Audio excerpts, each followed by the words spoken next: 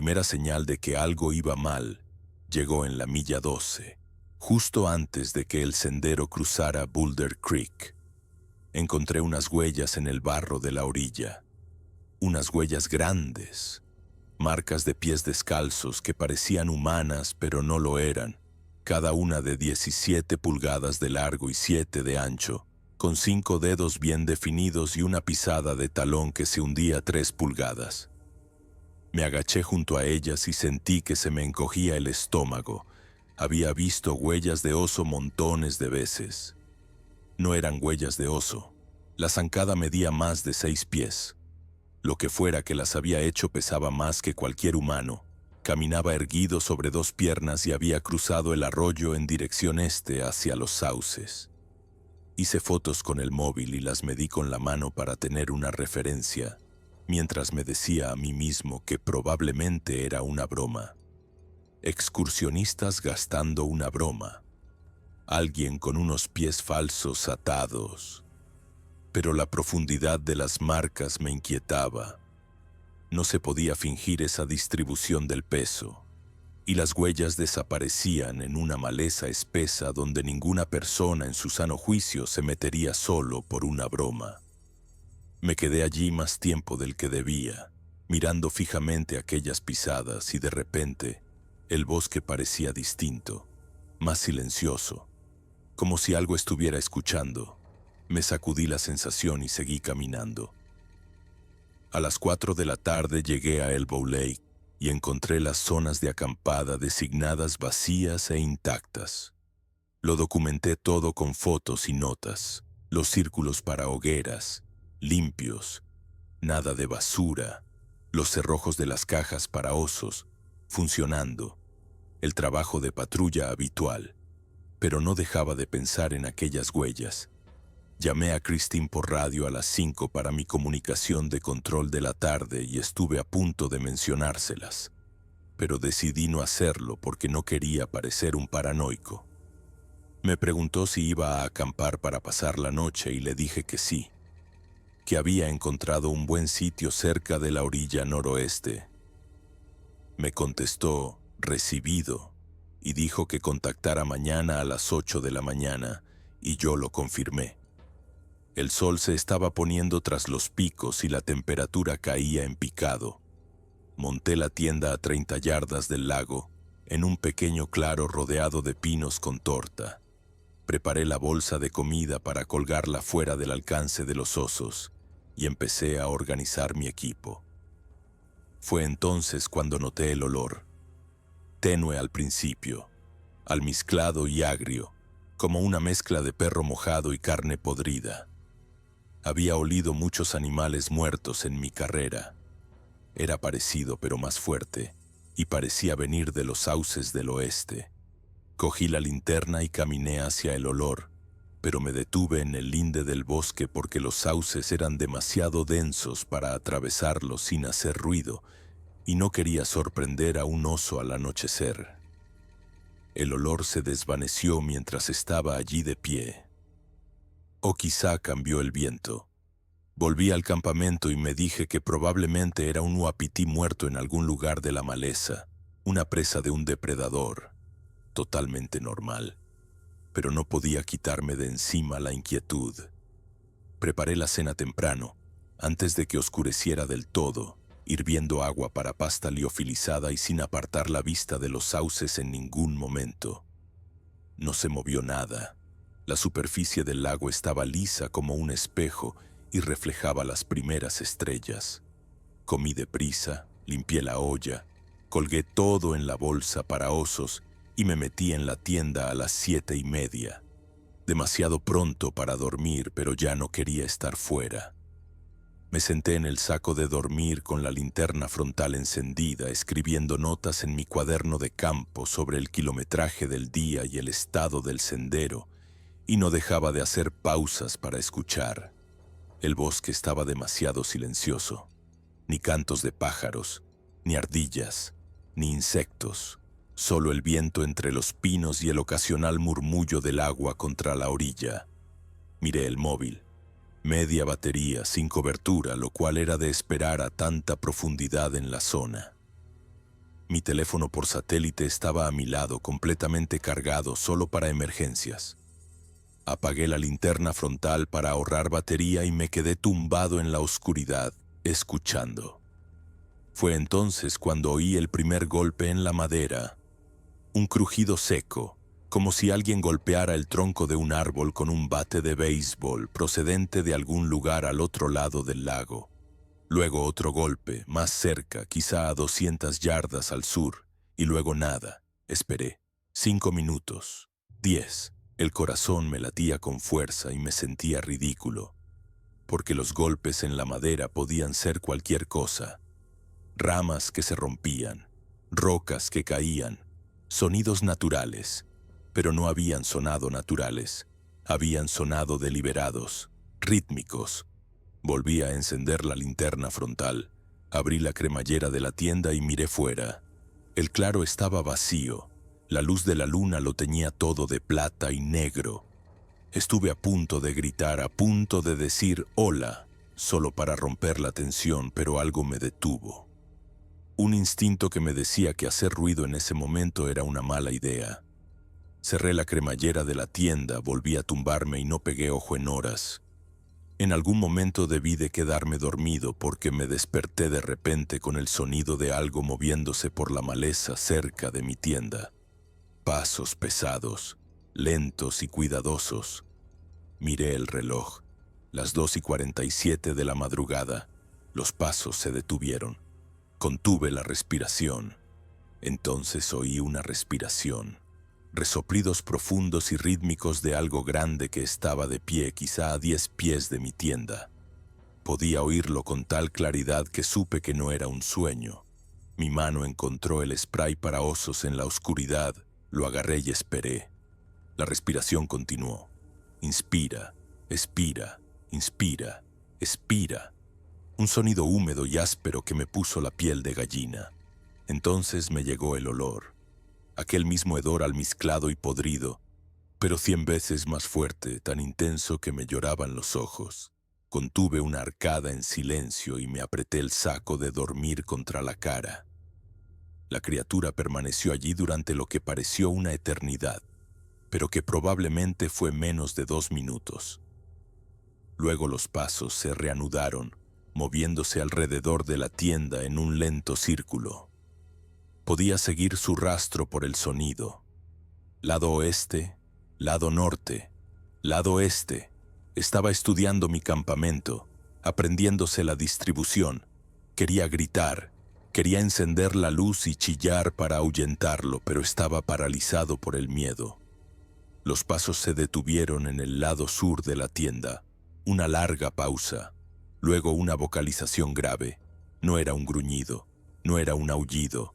Algo entre un bufido y un alarido resonante y potente que me vibró en el pecho como si estuviera demasiado cerca de un altavoz. Las paredes de la tienda se estremecieron. Luego silencio. Esperé 10 minutos antes de atreverme a moverme. Cuando por fin abrí la cremallera de la tienda y miré fuera, el claro estaba vacío, pero el olor persistía. No dormí en toda la noche. Me senté con la espalda apoyada en la mochila, el spray para osos en una mano y la linterna en la otra, vigilando la entrada de la tienda y sobresaltándome con cada sonido. Cuando por fin amaneció a las 6:15, salí a trompicones e inspeccioné la zona. Ni rastro de huellas en la tierra blanda cerca de mi tienda, ni excrementos, ni pelo. Pero a 20 yardas al este encontré un montón de ramas rotas apiladas deliberadamente en medio del sendero, cada una partida limpiamente y dispuesta formando una X. Lo fotografié con manos temblorosas. Alguien o algo había construido esa estructura durante la noche. Lo deshice de una patada y seguí avanzando. Debería haber llamado a Christine por radio en ese mismo momento. Debería haber informado del incidente y haber solicitado la extracción, pero no lo hice porque sabía cómo sonaría. Oí una respiración fuera de mi tienda, olí algo raro y encontré unos palos. Enviarían un equipo de evaluación psicológica, no uno de rescate.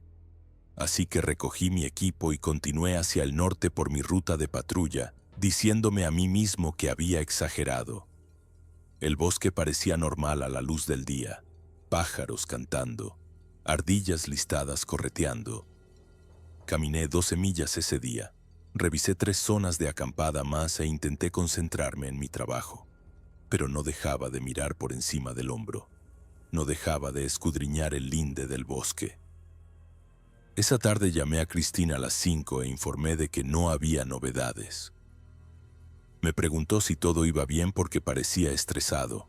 Le dije que estaba bien, solo cansado. Y me recordó que me hidratara y durmiera bien. Lo confirmé y me despedí. Acampé esa noche cerca de Shoal Creek, en una pradera abierta con buena visibilidad en todas direcciones, sin sauces cerca, sin maleza espesa. Hice una hoguera más grande de lo necesario y la mantuve encendida hasta medianoche. No se acercó nada. Dormí en intervalos de 2 horas y me desperté al amanecer sintiéndome paranoico y agotado. 14 de septiembre, tercer día. Continué hacia el norte, hacia los puertos de alta montaña. El terreno se volvió más empinado y los árboles se fueron clareando, dando paso a praderas alpinas y canchales. Me sentí mejor con más espacio abierto, menos lugares donde pudiera ocultarse lo que fuera que había visitado mi campamento 2 noches antes.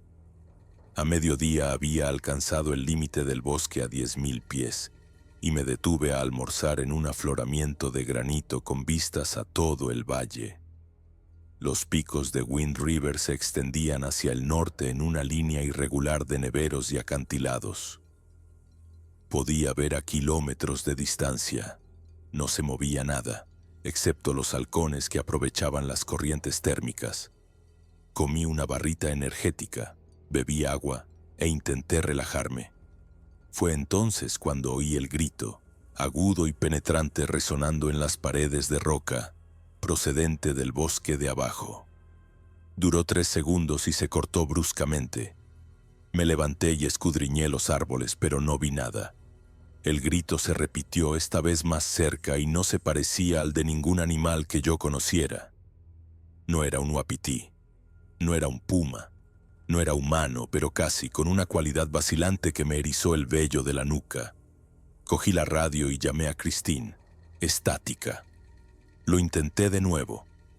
Nada. Estaba demasiado alto, demasiado lejos de la torre repetidora. Cambié a mi teléfono por satélite, pero dudé. ¿Qué iba a informar? Que había oído un grito. Me diría que probablemente era un uapití en celo o un zorro en apuros. Y tendría razón al decírmelo. Pero yo no me lo creía. Guardé el teléfono y empecé a caminar más rápido, queriendo poner distancia entre yo y lo que fuera que había hecho ese sonido.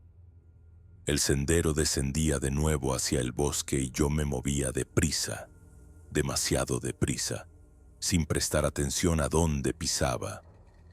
En la milla 28, al doblar una curva cerrada, casi choco con otro excursionista que subía. Ambos gritamos y dimos un salto hacia atrás. Era joven, de unos 25 años, con una mochila destartalada y botas embarradas. Se llamaba Tyler. Parecía tan sorprendido como yo. Recuperamos el aliento. Nos reímos con torpeza y le pregunté a dónde se dirigía. Dijo que había estado acampado cerca de Elbow Lake hacía 2 noches y se había ido temprano porque algo le había asustado. Se me cayó el alma a los pies. Le pregunté qué había pasado. Dijo que había oído algo grande moviéndose alrededor de su tienda sobre las 3 de la madrugada que sonaba como una persona caminando sobre 2 piernas pero más pesada, y que cuando encendió la luz vio una silueta a través de la lona de la tienda, alta y de hombros anchos, de pie justo fuera. Gritó y la silueta se alejó rápidamente abriéndose paso entre la maleza. Dijo que recogió sus cosas y se fue con las primeras luces porque no pensaba quedarse allí solo. Le pregunté si se lo había contado a alguien. Negó con la cabeza y dijo que quién le iba a creer. Le dije que yo le creía porque había tenido una experiencia similar en Elbow Lake la misma noche. Se puso pálido. Me preguntó si sabía lo que era. Le dije que no lo sabía, pero que tenía fotos de unas huellas y de la estructura de ramas. Me pidió verlas. Saqué el móvil y se las enseñé. Se quedó mirando la pantalla durante un buen rato. Luego dijo que su abuelo solía contar historias sobre criaturas en estas montañas. Seres grandes y peludos que caminaban como hombres. Se mantenían ocultos y a veces hacían daño a la gente que se adentraba demasiado en la naturaleza. Dijo que los Shoshone los llamaban de distintas formas, pero todas significaban lo mismo: gigantes. Le pregunté si su abuelo creía que las historias eran reales. Tyler dijo que su abuelo desapareció mientras cazaba en el Toro Far en 1993 y que nunca encontraron su cuerpo. Entonces Tyler pasó a mi lado sin decir una palabra más y me quedé allí, en el sendero viéndolo marchar, y supe que debía dar media vuelta y seguirlo. Pero me quedaban 2 días más en mi ruta de patrulla. 2 zonas de acampada más que revisar, y yo era un guarda forestal, no un crío supersticioso. Seguí caminando hacia el norte. Esa noche acampé de nuevo al raso, esta vez en una pradera cerca de Indian Pass. No hice fuego, no quería anunciar mi ubicación. Comí comida fría en la tienda y me tumbé en el saco de dormir con la linterna frontal apagada, escuchando la oscuridad. Pasaron las horas. No ocurrió nada. Empecé a relajarme. Quizá la criatura se había marchado. Quizá Tyler y yo la habíamos asustado tanto como ella a nosotros. Quizá ya estaba a kilómetros de distancia. Estaba casi dormido cuando oí las rocas. La primera impactó a 30 yardas a mi izquierda, un golpe seco que retumbó en la hierba. Luego otra roca más cerca, que aterrizó a 10 yardas de mi tienda. Luego una andanada de rocas, 5 o 6, lanzadas con fuerza desde algún lugar entre los árboles que impactaron por todo mi campamento. Salí a toda prisa del saco de dormir, abrí la cremallera de la tienda y miré fuera. La pradera estaba bañada por la luz de la luna y completamente vacía. Ningún movimiento, ningún sonido. Cogí la linterna y barrí con el haz de luz el linde del bosque. Nada. Las rocas estaban esparcidas por la hierba, cada una del tamaño de una pelota de softball. Demasiado pesadas para que un humano las lanzara a más de 20 o 30 pies. Pero habían venido de al menos 100 yardas de distancia. Enfoqué mi luz hacia el bosque y vi un par de ojos que me devolvían el reflejo. Uapitíes. Solo uapitíes, observando desde las sombras. Exhalé, volví a la tienda y me dije que no era nada. Las rocas caen de forma natural, las laderas se erosionan, pero esas rocas habían sido lanzadas y yo lo sabía. Pasé el resto de la noche sentado con el spray para osos en la mano esperando otra andanada. Nunca llegó. 15 de septiembre, cuarto día. Me desperté al amanecer y descubrí que las piquetas de mi tienda estaban medio arrancadas del suelo. Las 4 esquinas. No había oído nada. No había sentido ningún tirón ni sacudida. Pero las piquetas habían sido aflojadas deliberada y cuidadosamente, lo justo para desestabilizar la tienda sin que se derrumbara.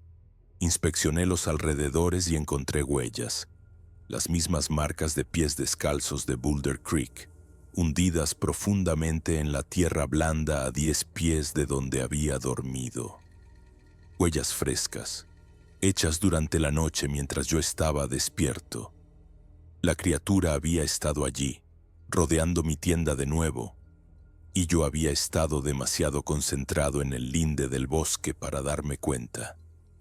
Me temblaban las manos mientras fotografiaba las huellas. El patrón de la zancada mostraba que había dado una vuelta completa alrededor de mi campamento, deteniéndose en cada esquina para tirar de las piquetas, y luego había continuado hacia el bosque. Estaba jugando conmigo, poniéndome a prueba.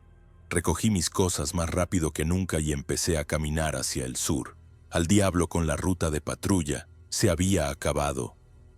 Necesitaba volver al inicio del sendero, presentar un informe y dejar que otro se ocupara de esto.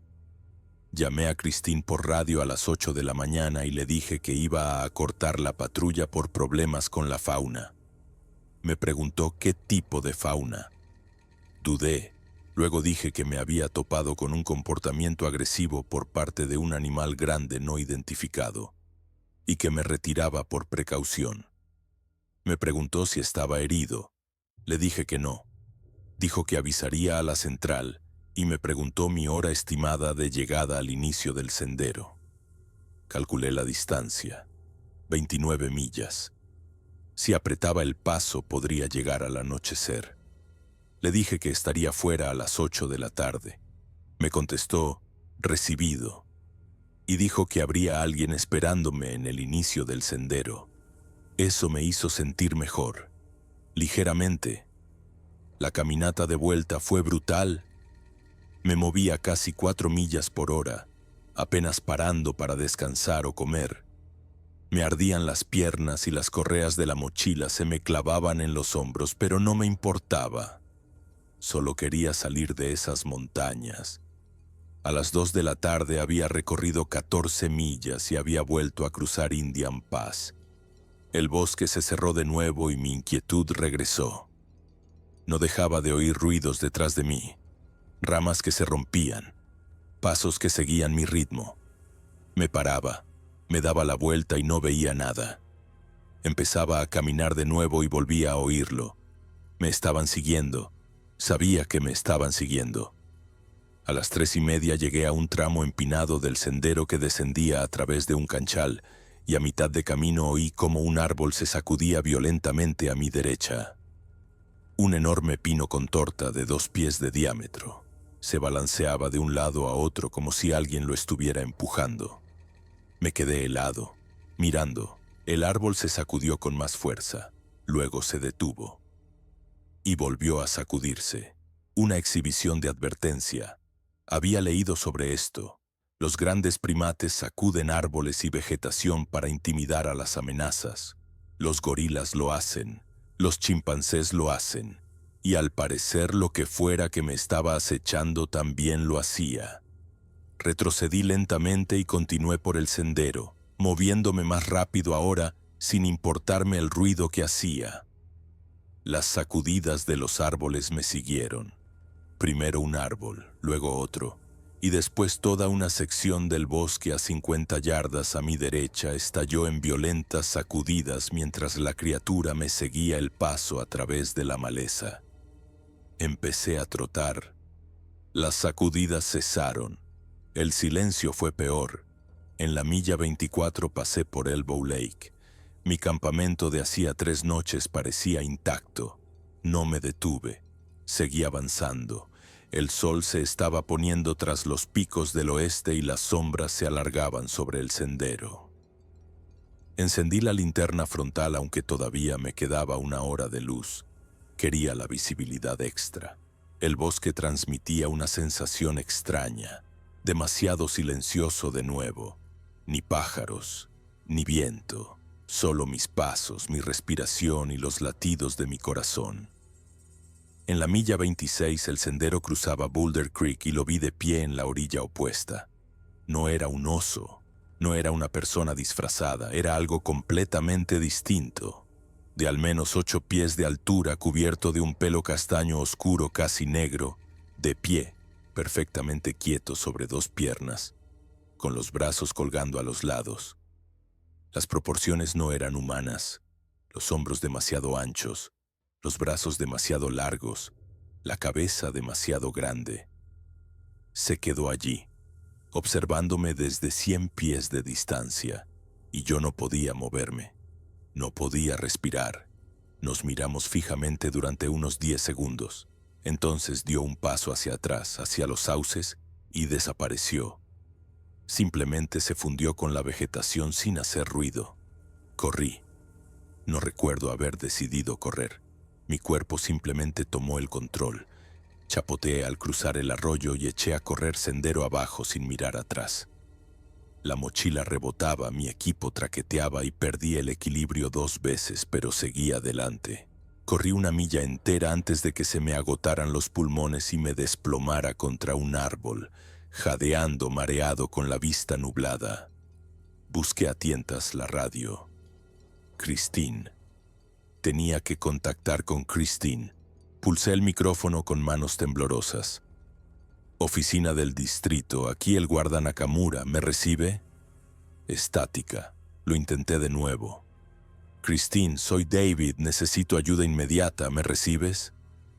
Más estática. Luego su voz débil y entrecortada. David, te oigo. Tu posición. Le di mis coordenadas del reloj GPS y le dije que había tenido un encuentro directo con un animal grande desconocido y que continuaba hacia el inicio del sendero a máxima velocidad. Dijo algo que no pude oír a través de la estática. Luego la radio se cortó por completo. Silencio. Comprobé el indicador de batería. 3 rayas. Potencia de sobra. Pero había perdido la señal. Estaba solo durante las últimas 3 millas. Caminé el resto del camino tan rápido como pude sin correr. El sendero aquí seguía el Green River a través de un cañón estrecho con paredes escarpadas a ambos lados. Mal terreno. Visibilidad limitada. Maleza espesa. Mantuve el spray para osos en la mano y barría constantemente con el haz de la linterna frontal, comprobando cada sombra. No se movía nada. El cielo sobre el cañón se volvió de un púrpura intenso y aparecieron las primeras estrellas. Mi reloj marcaba las 6:40 de la tarde. Otra hora y 20 minutos hasta el inicio del sendero si mantenía este ritmo. Podía hacerlo. Iba a conseguirlo. Entonces volví a oír la respiración, aquel ritmo profundo y áspero de hacía 2 noches. Cerca, muy cerca, detrás de mí. Me di la vuelta de golpe y enfoqué la luz hacia el sendero. Nada. La respiración se detuvo. Empecé a caminar hacia atrás manteniendo la luz apuntando detrás de mí, con el spray para osos en alto. Se me enganchó un pie en una raíz y tropecé, pero no caí. La respiración se reanudó, ahora a mi izquierda en la maleza junto al río.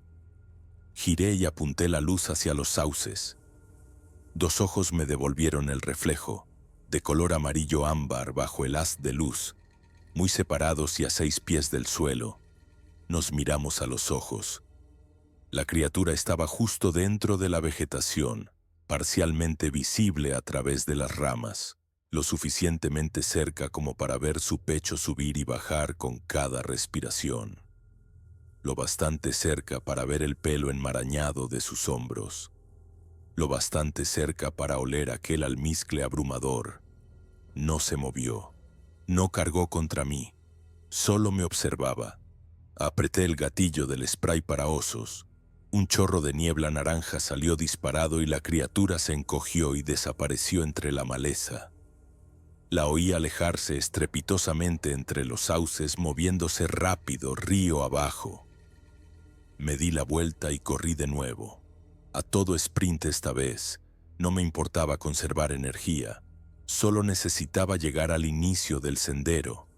La linterna frontal rebotaba salvajemente, la mochila me golpeaba la espalda y los pulmones me ardían, pero seguí corriendo. El cañón se abrió. El sendero se allanó. Pude ver el aparcamiento más adelante, un pequeño claro con un retrete seco, un kiosco de información y mi camioneta, mi preciosa camioneta, aparcada justo donde la había dejado hacía 4 días. Ya casi estaba.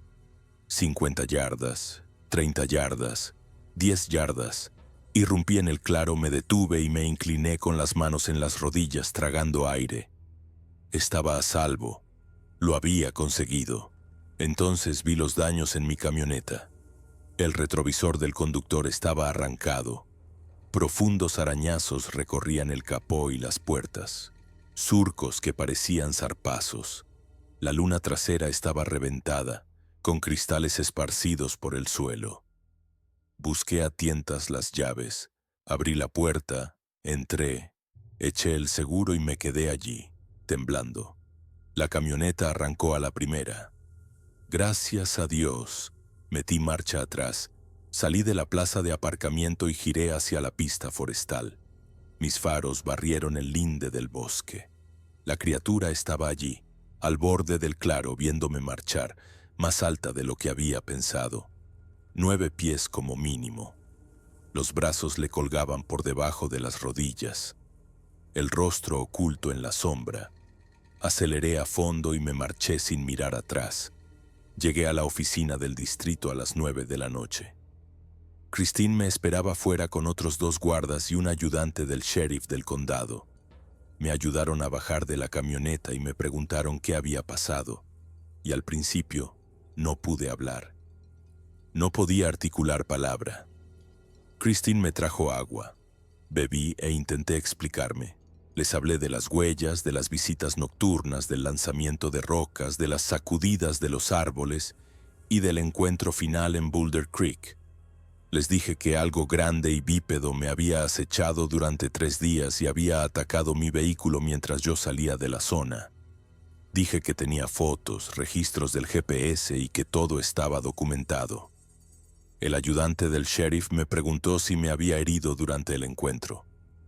Dije que no, pero que había usado el spray para osos durante el enfrentamiento final.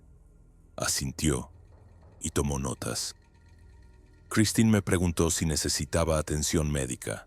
Dije que solo estaba agotado y conmocionado, pero que por lo demás estaba bien. Dijo que debería irme a casa a descansar y que mañana, después de haber dormido, haríamos un informe completo.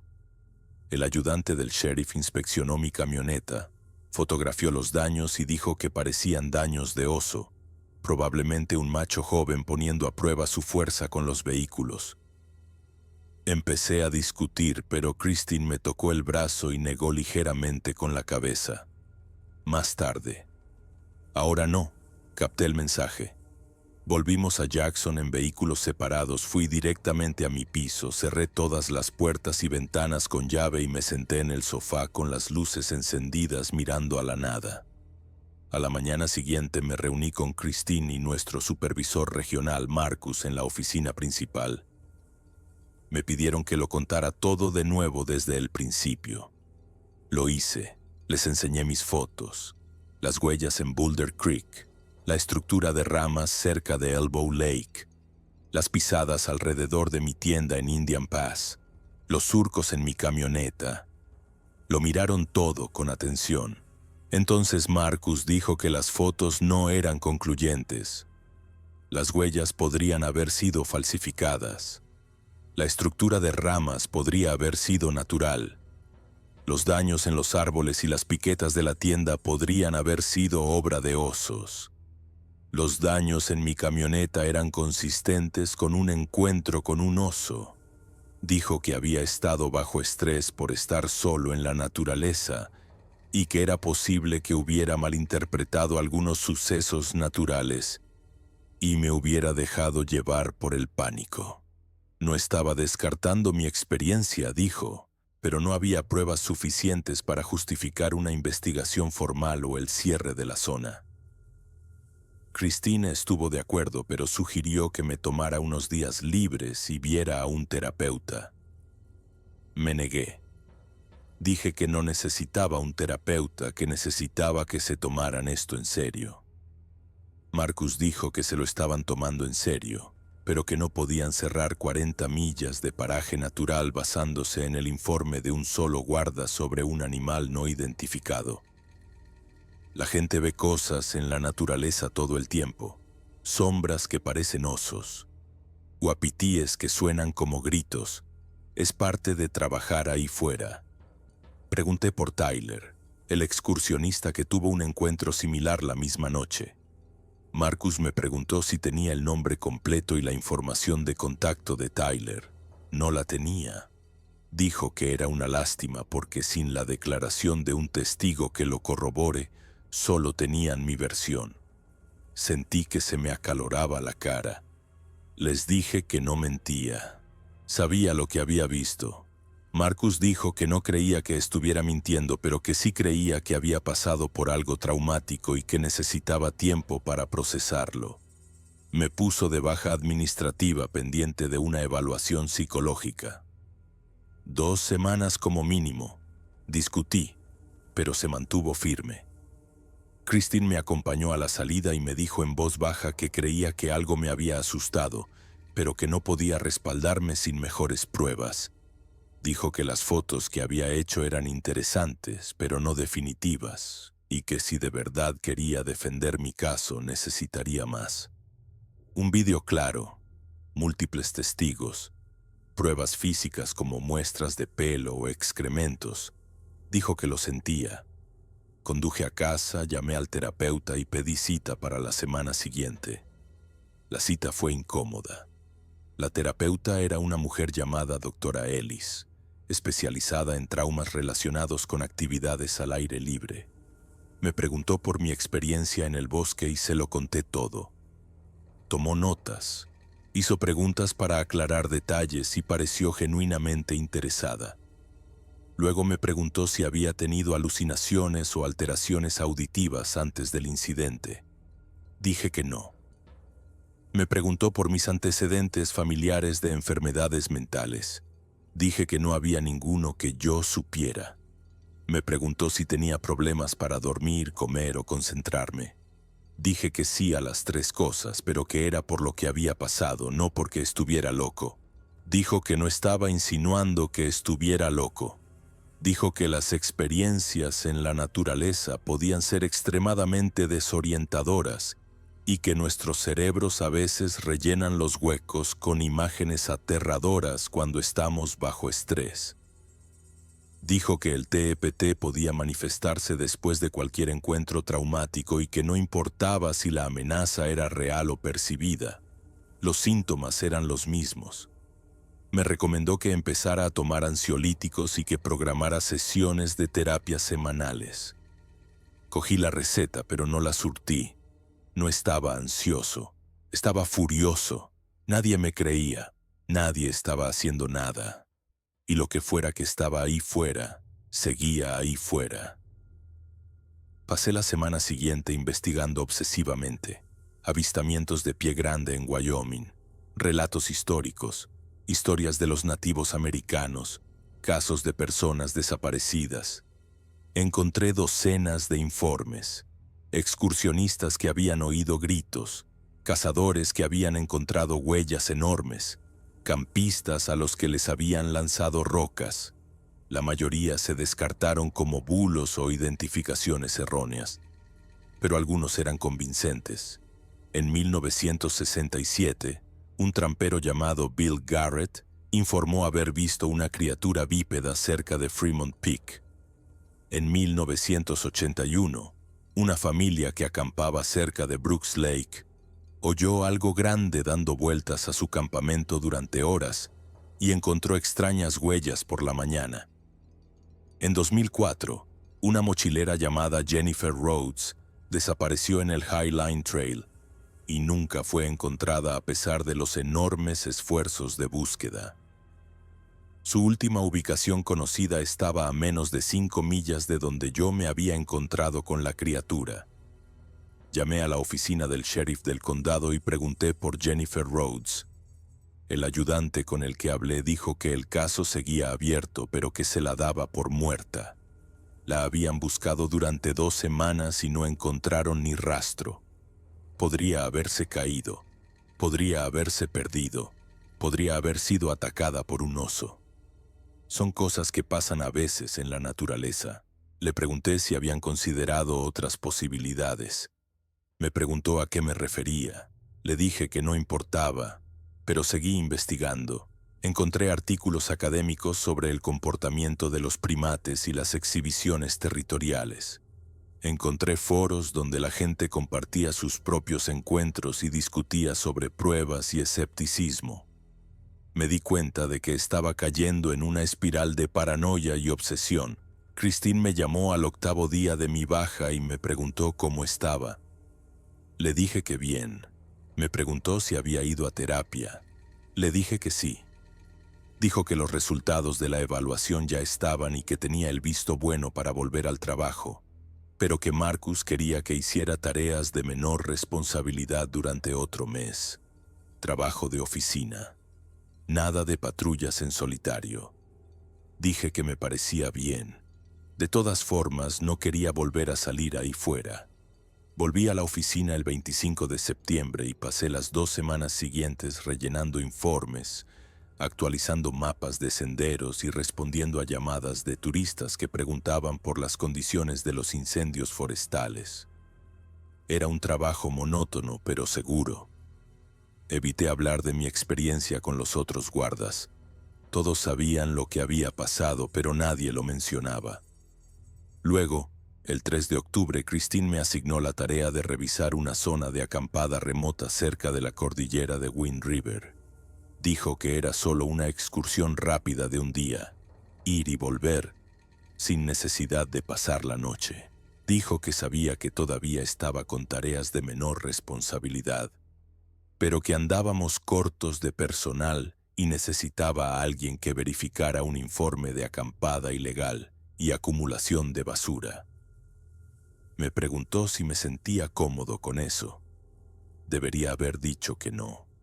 Debería haberle dicho que enviara a otro, pero dije que sí porque necesitaba demostrar que no estaba roto.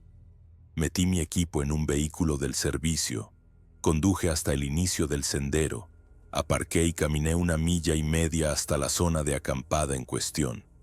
Estaba vacía. Ni basura, ni círculos para hogueras, ni señales de uso reciente. Lo documenté todo con fotos y me di la vuelta para regresar. Fue entonces cuando vi la señal, un montículo de piedras apiladas, de unos 3 pies de altura, en medio del sendero, donde definitivamente no había estado cuando vine. Barro fresco en las piedras, construido en los últimos 30 minutos. Me acerqué lentamente y vi ramas rotas dispuestas alrededor de la base en un familiar patrón de X. Se me oprimió el pecho. Miré a mi alrededor. El bosque estaba en silencio. Ni viento, ni pájaros. La misma quietud espeluznante de hacía 2 semanas. Cogí la radio y llamé a Christine. Respondió de inmediato. Le dije que había encontrado pruebas de actividad reciente en la zona de acampada y que volvía al vehículo. Me preguntó qué tipo de pruebas. Le dije que se lo explicaría cuando volviera. Me dijo que me tomara mi tiempo y que tuviera cuidado. Terminé la transmisión y empecé a caminar rápido. El montículo de piedras quedaba a mi espalda como una amenaza, como un mensaje. Me estaban observando de nuevo. Sabía que me estaban observando. Llegué al aparcamiento sin incidentes y conduje directamente a la oficina. Christine me preguntó qué había encontrado. Le enseñé las fotos del montículo y las ramas. Frunció el ceño. Dijo que probablemente eran solo excursionistas haciendo el tonto. Le dije que era el mismo patrón que había documentado en Elbow Lake. Dijo que era una estructura común. Mucha gente hace montículos de piedras y dispone palos. No significaba nada.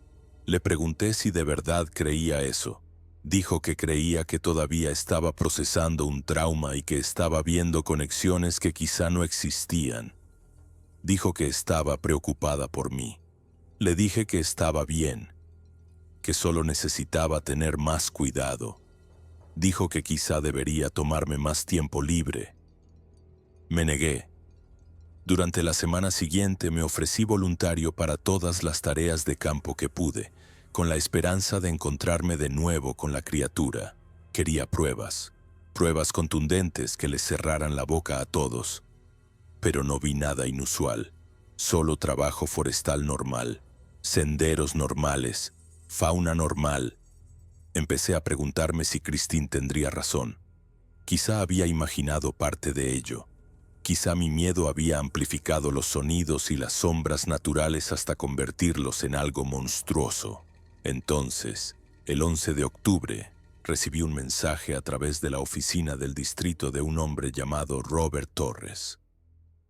Decía que había estado acampando cerca de Elbow Lake hacía 3 semanas y había tenido un encuentro similar al mío. Se había enterado de mi informe a través de foros de senderismo locales y quería comparar notas. Quedamos en una cafetería en Jackson. Robert rondaba los 40. Era ingeniero de software de Denver y hacía senderismo con regularidad. Parecía racional y tranquilo. Me contó su historia. Había estado acampado en Elbow Lake el 10 de septiembre, 2 días antes de mi encuentro. Oyó golpes en la madera y vio una gran figura bípeda observándolo desde el otro lado del agua al amanecer. Recogió sus cosas inmediatamente y se fue. Lo comunicó en el puesto de guardas, pero le dijeron que probablemente era un oso. Él no creía que fuera un oso. Me enseñó fotos en su móvil. Oscuras, granuladas, tomadas al amanecer con la cámara de un móvil. Pero se podía ver algo grande y erguido en el linde del bosque. La imagen era demasiado borrosa para probar nada, pero coincidía con lo que yo había visto. Comparamos fechas y lugares y nos dimos cuenta de que la criatura había estado en la misma zona durante al menos una semana, posiblemente más. Robert dijo que había investigado un poco y había encontrado informes de encuentros similares que se remontaban a décadas. Dijo que había un patrón.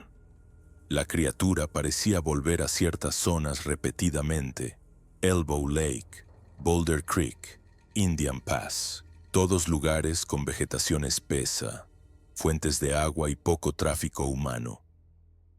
Me preguntó si había informado de mi encuentro a alguien fuera del servicio de guardas. Le dije que no. Dijo que debería hacerlo. Dijo que cuanta más documentación tuviéramos, más difícil sería que lo descartaran.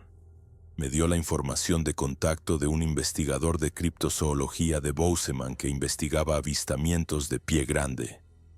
Cogí la tarjeta, pero le dije a Robert que no estaba seguro de querer seguir ese camino.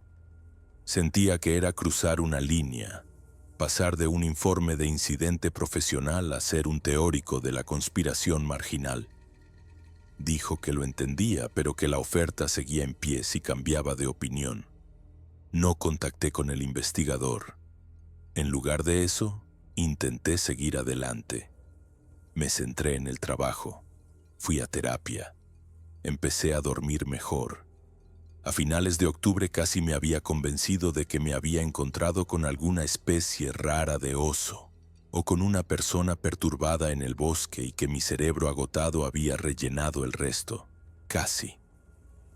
Pero todavía me sobresaltaba con los ruidos repentinos. Todavía miraba por encima del hombro cuando estaba fuera. Todavía evitaba acampar. La quemadura llegó 2 semanas después. El 3 de noviembre me asignaron la inspección de una zona de acampada remota cerca de la cordillera de Wind River. Un lugar diferente al de antes. Un sitio establecido utilizado por cazadores durante la temporada del Wapiti. Christine dijo que se había informado de que estaba vandalizado y que necesitaba a alguien que evaluara los daños y limpiara la basura. Acepté. Era una caminata corta, solo 2 millas desde el inicio del sendero, y el pronóstico era despejado. Empaqué ligero, mochila de día, agua, cámara, radio, spray para osos. Conduje hasta el inicio del sendero, aparqué y empecé a caminar. La zona de acampada estaba en un pequeño claro rodeado de sauces, con un círculo para hogueras y un lugar llano para tiendas. La encontré fácilmente. Alguien había esparcido basura por la zona. Latas de cerveza vacías, envoltorios de comida, tela de tienda rasgada. Lo documenté todo y empecé a recoger los desechos en una bolsa de basura. Trabajo de limpieza estándar. Estaba tan concentrado en la tarea que no lo oí acercarse. No lo olí hasta que fue demasiado tarde. El mismo hedor almizclado y podrido, abrumador, justo detrás de mí. Me di la vuelta y estaba allí, a 5 pies de distancia, enorme, cubierto de pelo castaño oscuro enmarañado con suciedad y abrojos, el rostro plano y ancho, con una frente prominente y ojos pequeños que me miraban directamente con una inteligencia que me heló la sangre. Nos miramos a los ojos durante quizá un segundo. Entonces se abalanzó. Levanté las manos y sentí cómo sus manos se cerraban alrededor de mis brazos, con los dedos clavándose como tenazas de acero. Me levantó del suelo, grité y pataleé, y se giró y me lanzó hacia el círculo para hogueras. Tuve tiempo de ver las piedras precipitándose hacia mí. Tiempo de darme cuenta de lo que estaba a punto de suceder. Entonces impacté. Mi costado izquierdo se estrelló contra el círculo para hogueras.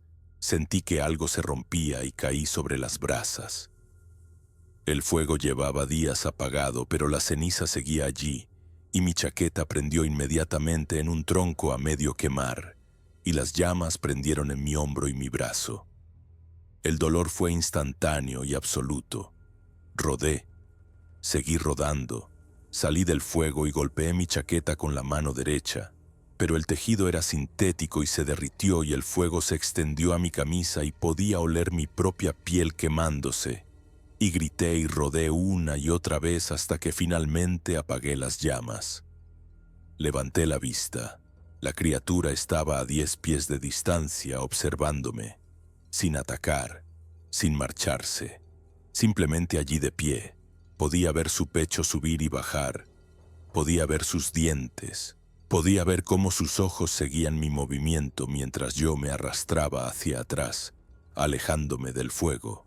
Entonces se dio la vuelta, caminó hacia los sauces y desapareció. Igual que antes, me quedé allí en la tierra temblando, con el brazo izquierdo, el hombro y el lado del cuello palpitando con un dolor como nunca antes había sentido. Mi chaqueta estaba destrozada. Mi camisa debajo estaba carbonizada y derretida sobre mi piel. Ya podía ver cómo se formaban ampollas. Busqué a tientas mi radio con la mano derecha. Pulsé el micrófono. «Christine, soy David. Necesito evacuación médica inmediata. Me he quemado». Mi voz salió estrangulada y débil, estática. Luego su voz urgente. «David, ¿cuál es tu posición?» Le di las coordenadas de mi reloj GPS. Dijo que enviaba un helicóptero y que debía permanecer en la línea. Dije que lo haría. Me preguntó qué había pasado. Dije que me había caído al fuego. Me preguntó si podía caminar. Dije que no. Me dolía todo. Dijo que la ayuda estaba en camino y que mantuviera la calma. El helicóptero llegó 30 minutos después. Los paramédicos me subieron a una camilla y me llevaron a la unidad de quemados de Salt Lake City. No recuerdo mucho del vuelo, solo dolor, náuseas y el olor a carne quemada. Pasé 4 días en la UCI mientras desbridaban las quemaduras e iniciaban la primera ronda de injertos de piel. Los médicos dijeron que tuve suerte. Las quemaduras cubrían el 30% de mi cuerpo, pero eran en su mayoría de segundo grado, con daños limitados de tercer grado. El brazo izquierdo, el hombro y el lado del cuello eran lo peor. Dijeron que necesitaría varias cirugías y meses de fisioterapia. Me preguntaron cómo me había caído al fuego. Dije que tropecé. Me preguntaron si había perdido el conocimiento. Dije que creía que no. Dijeron que era inusual que alguien cayera directamente en un círculo para hogueras y no pudiera salir rodando de inmediato. Dije que entré en pánico.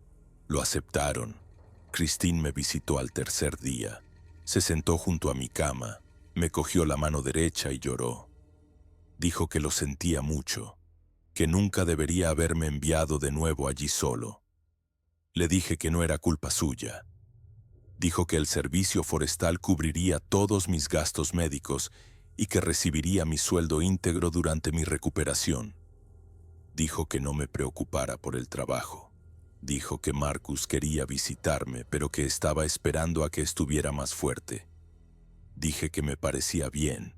Me preguntó si necesitaba algo. Dije que no. Entonces le pregunté si habían encontrado alguna prueba en la zona de acampada. Dijo que el lugar había sido despejado y documentado. Ninguna señal de lo que causó el accidente. Solo el círculo para hogueras y mi equipo esparcido. Dije que de acuerdo. Me apretó la mano y se fue. Esa noche me quedé despierto, mirando al techo y reviviendo el ataque en mi cabeza. Los ojos de la criatura, sus manos, la forma en que me lanzó, la forma en que me observó arder. Podría haberme matado, podría haberme despedazado, pero no lo hizo. Simplemente me arrojó al fuego y se fue, como una advertencia, como si estuviera diciendo: esto es lo que pasa cuando vuelves, esto es lo que pasa cuando no escuchas. Me dieron el alta después de 2 semanas y me trasladaron a un centro de rehabilitación para otras 6 semanas de terapia intensiva. Los injertos prendieron, las infecciones desaparecieron, mi movilidad mejoró lentamente. En enero ya podía vestirme y escribir con la mano izquierda de nuevo. Las cicatrices eran extensas, piel rosada y brillante que cubría mi hombro, la parte superior del brazo y el lado izquierdo del cuello, con parches más oscuros donde las quemaduras de 3er grado habían sido más profundas. Parecía que me hubieran mutilado. La gente me miraba, los niños me miraban. Empecé a usar mangas largas y cuellos altos, incluso en interiores. El dolor físico se desvaneció, pero el daño psicológico fue peor. No soportaba el calor, no toleraba el olor a humo, no podía acercarme a una hoguera o a una parrilla sin que se me disparara el pulso y me temblaran las manos. Tenía pesadillas todas las noches. A veces soñaba que estaba de nuevo en el fuego ardiendo sin poder salir. A veces soñaba que la criatura estaba en mi piso, de pie junto a mi cama, respirando. Me despertaba gritando. Mi terapeuta dijo que era TEPT, dijo que necesitaba procesar el trauma a través de terapia de exposición y medicación. Probé ambas cosas, ninguna ayudó mucho. El servicio forestal me ofreció la jubilación por incapacidad médica con todos los beneficios. Acepté. No podía volver allí. Ya no podía hacer el trabajo. En febrero me mudé a Salt Lake City y empecé a trabajar como consultor de seguridad contra incendios, enseñando a la gente cómo prevenir accidentes y responder a las quemaduras. No se me escapaba la ironía. Mis clientes asumían que había estado en un incendio en una casa o en un accidente de coche.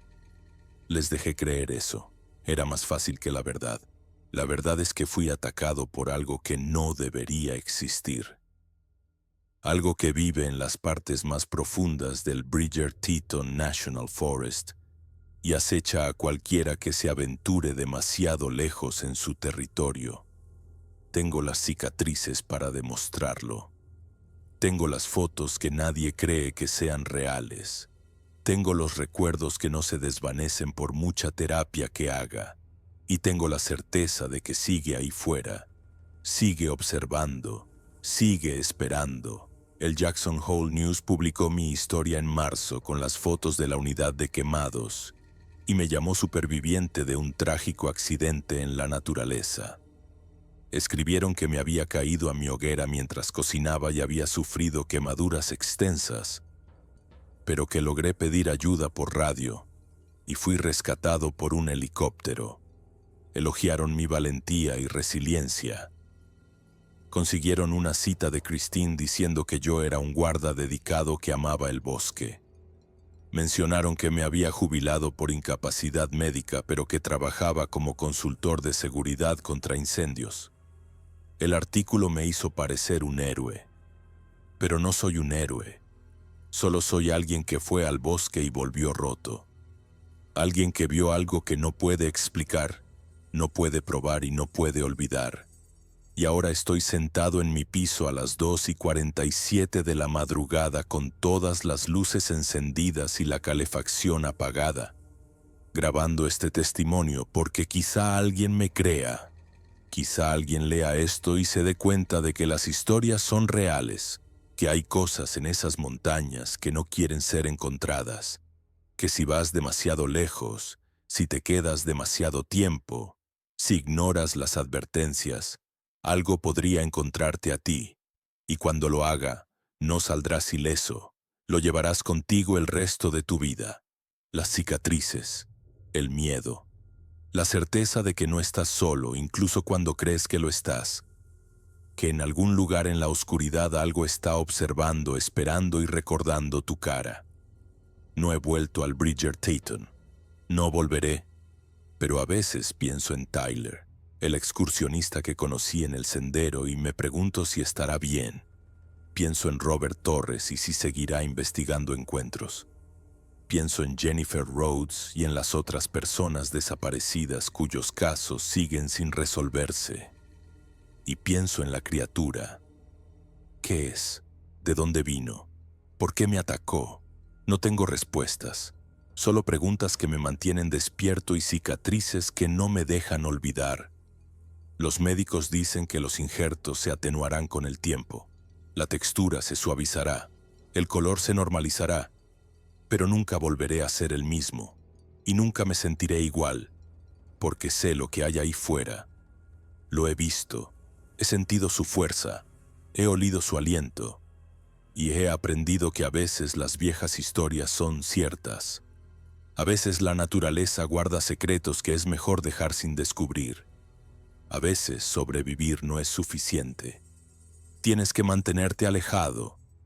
Tienes que escuchar las advertencias. Tienes que respetar los límites que no están marcados en ningún mapa, pero que existen. No obstante, en los lugares donde los humanos no pertenecen. Son las 3:15 ahora. Casi amanece. Debería intentar dormir, pero sé que no lo haré. Me quedaré aquí sentado hasta que salga el sol. La ciudad se despierte y pueda fingir que estoy a salvo un día más, pero nunca estoy realmente a salvo. Ninguno de nosotros lo está, porque en algún lugar de la cordillera de Wind River, entre los sauces, los puertos de alta montaña y los canchales donde se acaban los mapas, algo camina sobre dos piernas, lanza rocas, sacude árboles y espera a la siguiente persona que no cree. La siguiente persona que piensa que está preparada. La siguiente persona que piensa que está a salvo porque tiene equipo, entrenamiento y planes de respaldo. La siguiente persona como yo. Y cuando la encuentre, cuando decida que se ha acercado demasiado o se ha quedado demasiado tiempo, le enseñará la misma lección que me enseñó a mí. Que la supervivencia no está garantizada. Que al bosque no le importan tus permisos, tu radio o tus protocolos. Que a veces te adentras en la naturaleza y no vuelves siendo el mismo. A veces no vuelves en absoluto. Yo volví, pero dejé algo allí. Una parte de mí que creía que el mundo era seguro, predecible y regido por reglas que entendía. Esa parte se quemó en el fuego. Lo que queda es alguien que se sobresalta con las sombras, no puede dormir y sabe que la línea entre la civilización y el caos es más delgada de lo que queremos creer. Alguien que lleva cicatrices por dentro y por fuera. Alguien que cuenta esta historia no porque nadie la vaya a creer, sino porque necesito decirla en voz alta. Necesito ponerla en palabras. Necesito hacerla real, aunque real signifique que me llamen loco, traumatizado o poco fiable. Sé lo que pasó, sé lo que vi, y sé que en algún lugar ahora mismo, quizá en este preciso instante, hay alguien más acampado en esas montañas. Alguien más que oye golpes en la madera, huele ese hedor y se dice a sí mismo que no es nada. Que es solo el bosque, que es solo su imaginación. Y mañana por la mañana lo sabrán. Aprenderán lo que yo aprendí, que es mejor dejar ciertas cosas en paz. Que algunos lugares son reclamados por algo más antiguo y más fuerte que nosotros. Y que cuando ignoras esas verdades, cuando te adentras demasiado en la oscuridad te devuelve el golpe, con fuerza, con violencia, permanentemente. La batería de mi móvil está al 12%. La grabación está casi al límite de su capacidad. Debería parar pronto, pero necesito terminar esto. Necesito decir la última parte. La parte que más me asusta, porque hace 2 semanas recibí una carta, sin remite, con matasellos de Jackson, Wyoming. Dentro había una única fotografía. Mostraba mi edificio de pisos, tomada desde la calle, reciente. Se podía ver mi coche en el aparcamiento, mi ventana en el 3er piso y en la esquina inferior, apenas visible en las sombras entre los edificios, una silueta, alta, ancha, observando. No sé cómo me encontró. No sé si me siguió de alguna manera o si es una coincidencia o si estoy perdiendo la cabeza y viendo amenazas donde no existen. Pero la foto es real. No se la he enseñado a nadie porque ¿qué diría? Que la criatura del bosque me rastreó hasta Salt Lake City, que sabe dónde vivo, que todavía me está observando. Nadie creería eso. Apenas lo creo yo mismo. Pero guardo la foto en el cajón de mi escritorio. La miro cada noche antes de cerrar las puertas con llave. Y me pregunto si esta noche será la noche en que oiga una respiración fuera de mi ventana. Si esta noche será la noche en que vuelva. Si esta noche será la noche en que no sobreviva. Y si eso ocurre, si alguien encuentra esta grabación y se pregunta qué le pasó al guarda que dijo que se cayó a su hoguera, quiero que sepan la verdad. Quiero que sepan que me lanzaron, que me marcaron, que intenté advertir a la gente y nadie escuchó, y que lo que sea que haya ahí fuera, en el Bridger-Teton National Forest, es real, peligroso y paciente, y no olvida, no perdona, solo espera. Y cuando menos te lo esperas, cuando crees que estás a salvo, cuando por fin has empezado a seguir adelante, te recuerda que nunca escapaste de verdad, que nunca fuiste realmente libre, que el bosque todavía posee un pedazo de ti,